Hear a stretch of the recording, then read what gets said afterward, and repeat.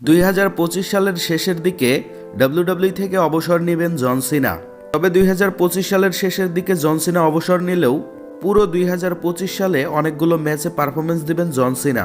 তো চলুন আজকের এই ভিডিওটিতে জেনে নেওয়া যাক জন সিনা তার শেষ সময়ে এসে যেই ম্যাচগুলো আমাদেরকে উপহার দিবেন সেই ম্যাচগুলোতে তার অপোনেন্ট কোন রেসলার হতে পারেন, অর্থাৎ জন সিনার এমন কিছু অপোনেন্ট যাদের এগেনস্টে 2025 সালে তার ম্যাচ অনুষ্ঠিত হতে পারে।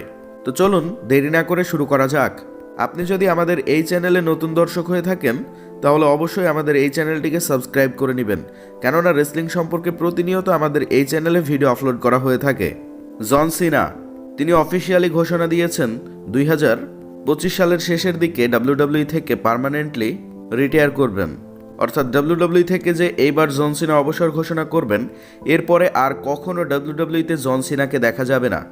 তবে জন সিনা তিনি রিটায়ার করবার আগেই নিজেকে 17 টাইম ওয়ার্ল্ড চ্যাম্পিয়ন দেখতে চান।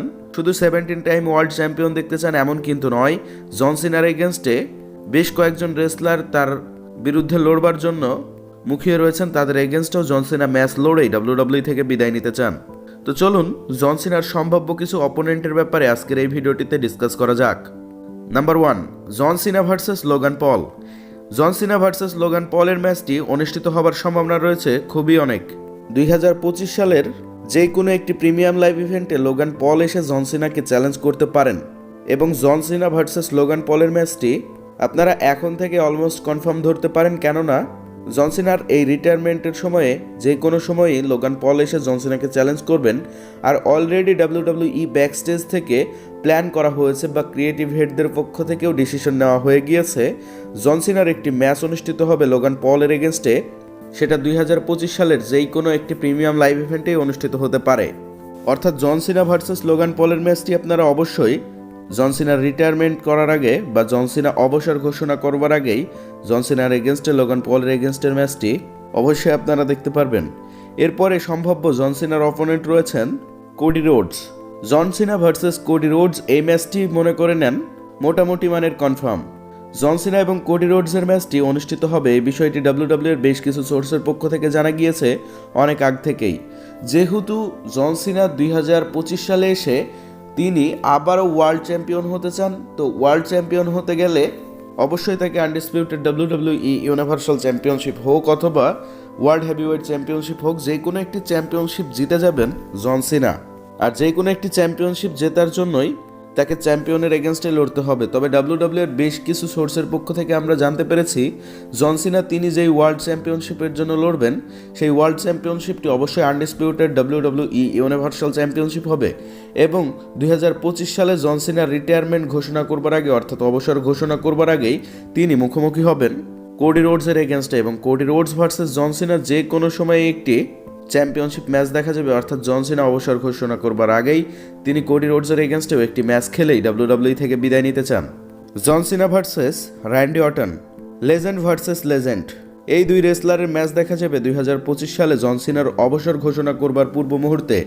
ডাব্লিউডাব্লিউই ম্যানেজমেন্ট এখন থেকেই আমাদেরকে ইঙ্গিত দিয়েছেন এবং দর্শকদের চাহিদা রয়েছেন জন সিনা ডাব্লিউডাব্লিউ থেকে বিদায় নেওয়ার আগে অন্তত একটি বারের জন্য হলেও জন সিনাকে র্যান্ডি অর্টনের সঙ্গে ম্যাচ দেওয়া হোক। জন সিনা তার ক্যারিয়ারে র্যান্ডি অর্টনের সঙ্গে রাইভালারিতে অসাধারণ পারফরমেন্স দিয়েছেন, তাদের ক্যারিয়ারে ব্রুটাল মোমেন্ট দেখা গিয়েছিল বেশ কয়েকবার।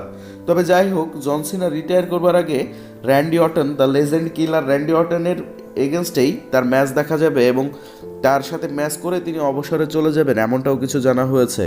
তো অবশ্যই জন সিনা অবসর ঘোষণা করবার আগে যে কোনোভাবেই হোক ডাব্লিউডাব্লিউ এর রেসলম্যানিয়ার পরবর্তী সময়ে দেখা যাবে র্যান্ডি অর্টন এবং জন সিনার একটি সিঙ্গেলস ম্যাচ অনুষ্ঠিত হচ্ছে।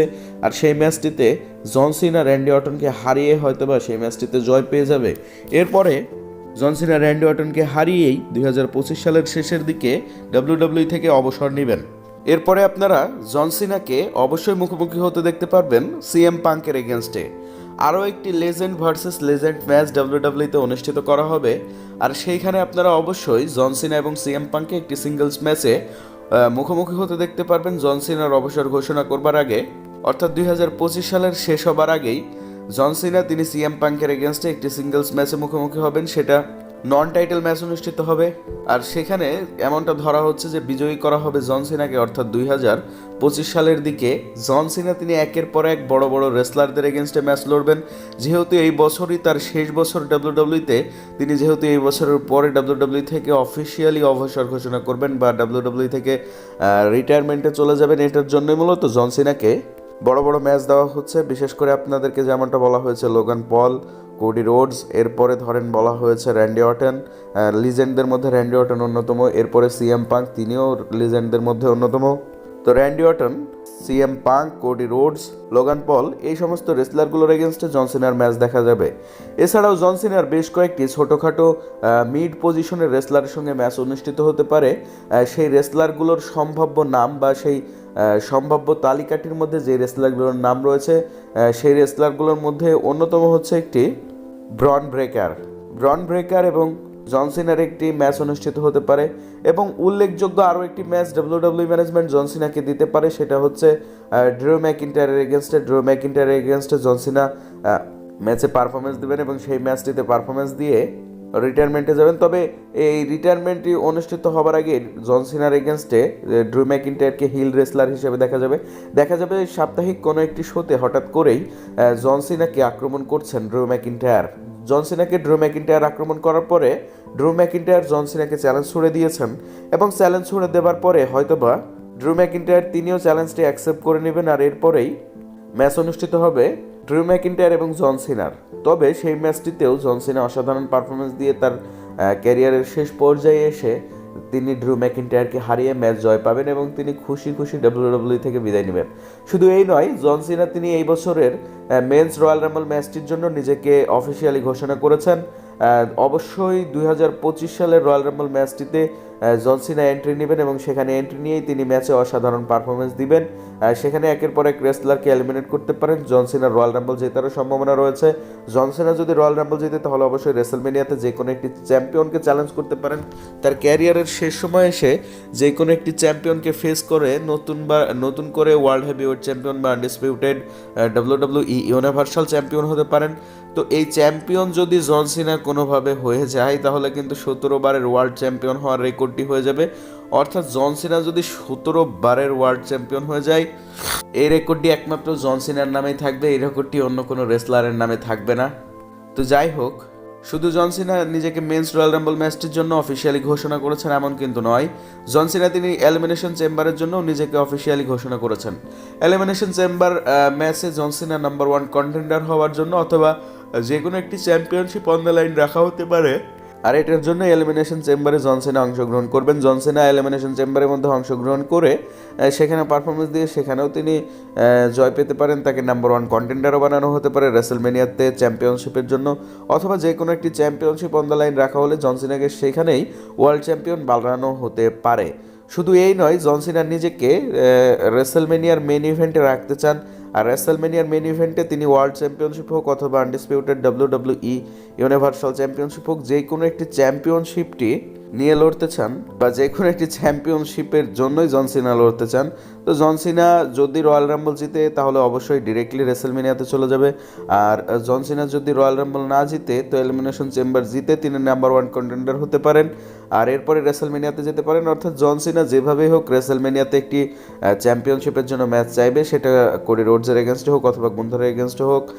জন সিনা যেভাবেই হোক একটি চ্যাম্পিয়নশিপ ম্যাচ নিয়ে সেই ম্যাচটিতে জয়লাভ করবে, এমনটাই জন সিনার মতামত রয়েছে। তবে যদি রেসলমেনিয়াতেও কিছু না করতে পারেন তাহলে জন সিনা নিজেকে এলিমিনেশন চেম্বারের জন্য অফিসিয়ালি কনফার্ম করেছেন, রয়্যাল রাম্বলের জন্য কনফার্ম করেছেন। যদি রেসলমেনিয়াতে সাকসেস না হয় তাহলে তিনি নিজেকে মানি ইন দ্য ব্যাংকের জন্য অফিসিয়ালি কনফার্ম করবেন।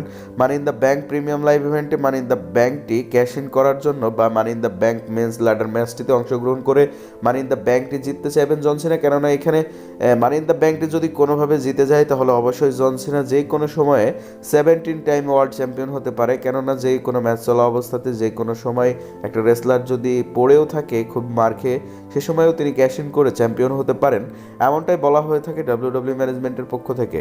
তো অবশ্যই জন সিনা 2025 সালের men's money in the bank ladder ম্যাচটিতে অংশগ্রহণ করবে এবং সেখানে অংশগ্রহণ করে নিঃসন্দেহে বোঝাই যাচ্ছে যে জন সিনা হয়তোবা মানি ইন দ্য ব্যাংক ল্যাডার ম্যাচটি জিতে মানি ইন দ্য ব্যাংক বিটকেসটি নিজের কাছে রেখে এক পর্যায়ে তিনি ওয়ার্ল্ড হেভিওয়েট চ্যাম্পিয়নশিপ হোক অথবা আনডিসপিউটেড ডাব্লিউডাব্লিউই ইউনিভার্সাল চ্যাম্পিয়নশিপ হোক, যে কোনো একটি চ্যাম্পিয়নশিপের উপরে তার ইয়েটি ক্যাশ ইন করবে, অর্থাৎ মানি ইন দ্য ব্যাংকটি ক্যাশ ইন করে তিনি নতুন আনডিসপিউটেড ডাব্লিউডাব্লিউই ইউনিভার্সাল চ্যাম্পিয়ন হলেও হতে পারেন। অর্থাৎ জন সিনা তার অপোনেন্ট হিসেবে এতগুলো রেসলারকে রেখেছেন, তিনি তার অপোনেন্ট হিসেবে এলএ নাইটকে দেখতে পারেন, ব্রনসন রিডকে দেখতে পারেন। অর্থাৎ জন সিনার অপোনেন্ট হিসেবে আপনি যে কোনো রেসলারকেই দেখতে পারেন জন সিনা রিটায়ার করবার পূর্ব মুহূর্তে। তবে যাই হোক, আপনাদের কি মনে হচ্ছে জন সিনার এই অপোনেন্টগুলোর মধ্যে সবথেকে বড় অপোনেন্ট কোনটা?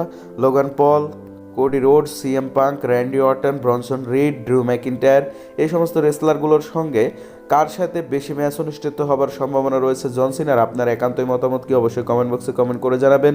এছাড়াও জন সিনা রয়্যাল রাম্বল, এলিমিনেশন চেম্বার অথবা মানি ইন দ্য ব্যাংক, এই তিনটা ম্যাচের মধ্যে কোন ম্যাচটি জন সিনার জেতার সম্ভাবনা রয়েছে বা কোন ম্যাচটি জিতলে জন সিনার ভালো হবে অবশ্যই কমেন্ট বক্সে কমেন্ট করে জানাবেন। এছাড়াও জন সিনাকে 2025 সালে এসে আরও একটি ওয়ার্ল্ড চ্যাম্পিয়নশিপ জিতবে, আর সেই চ্যাম্পিয়নশিপটি জেতার পরে জন সিনা কি 17 বারের ওয়ার্ল্ড চ্যাম্পিয়ন হওয়ার রেকর্ড করবে? আপনাদের কি মনে হয় অবশ্যই কমেন্ট বক্সে কমেন্ট করে জানাবেন। ভিডিওটি ভালো লাগলে অবশ্যই একটি লাইক দিয়ে আমাদের চ্যানেলটিকে সাবস্ক্রাইব করে পাশেই থাকবেন। ভালো থাকবেন, সুস্থ থাকবেন, ধন্যবাদ সবাইকে।